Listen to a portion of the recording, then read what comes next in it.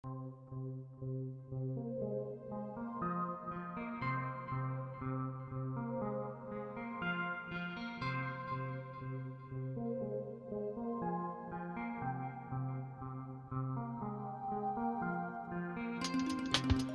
is a critical area. Of course, some of that even gets built into as we're constructing homes, and the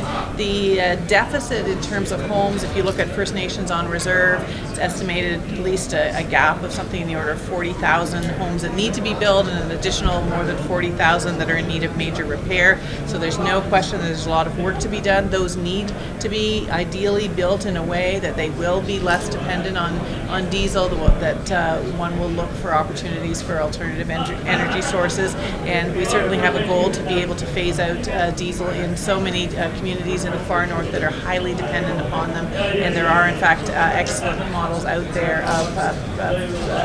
public-private partnerships that are working together to address those gaps.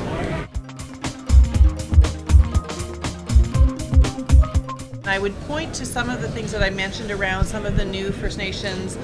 financial institutions that have been developed in recent years and are continuing to grow. There's a huge amount of interest in these areas. I referred, for example, to the First Nations Tax Commission, which allows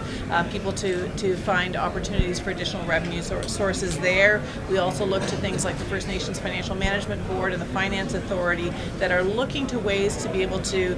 generate opportunities for First Nations to gain access to capital in non-traditional methods, and there's a huge appetite for that out there. Obviously, the investments of our government are critical, but unless these communities have opportunities to be able to access capital and to do so in a sustainable way,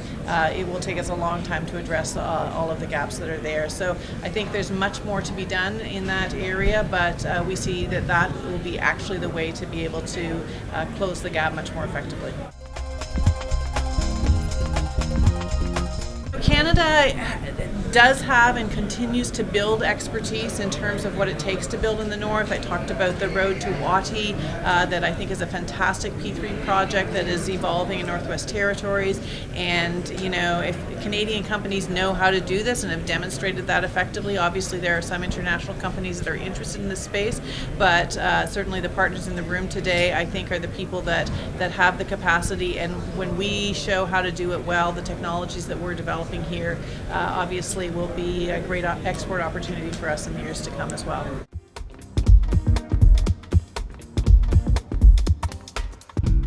Both in housing and infrastructure, we're way behind in terms of taking advantage of bundling, and I think there are a bunch of reasons why that's the case, but I think that we can cut waste by finding ways to bundle in procurement for water and wastewater projects and also for housing, but I think this also goes along with building those institutions so that it's not the federal government necessarily that's dealing with 600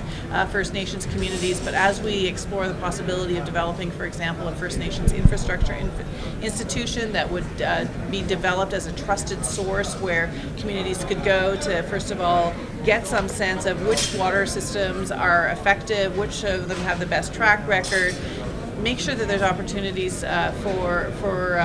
large-scale procurement, and also build in the O&M, which is unfortunately almost never built in, the operation and maintenance parts of the package for procurement for the long term, so that people aren't going into communities taking advantage of the fact that they're putting in a system that actually needs ongoing technical capacity for the operations and maintenance. That has to be part of the procurement, so that we're not seeing these circumstances like drinking water advisories that get lifted and then a year later have to be put in effect again. So we've got to be thinking in the long term, and there's lots to be done there.